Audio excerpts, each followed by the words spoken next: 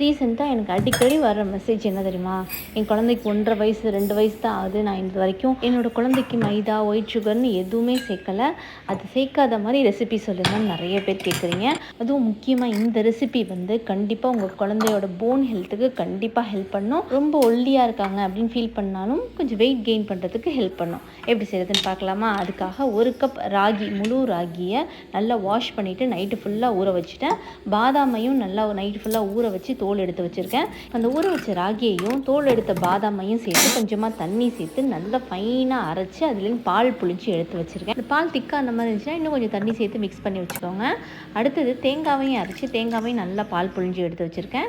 இந்த ராகி பால் எடுத்து அடுப்பில் வச்சுட்டு மீடியம் ஃப்ளேம்லேயே வச்சு கைவிடாமல் கிண்டிக்கிட்டே இருங்க. கொஞ்சம் கட்டி ஆக ஆரம்பிக்கும் போது ஃப்ளேமை ஃபுல்லாக லோ ஆக்கிட்டு நல்லா மிக்ஸ் பண்ணிகிட்டே இருங்க. இந்த மாதிரி நல்லா திக்காயிடும். திக்காக வந்த பிறகு ஆஃப் பண்ணிவிட்டு அதில் உப்பும் எடுத்து வச்ச தேங்காய் பாலையும் சேர்த்து நல்லா கலந்து விட்டுட்டு இப்போ கடைசியாக அதில் ஸ்வீட்னஸ்க்காக தேன் சேர்க்க போகிறோம்.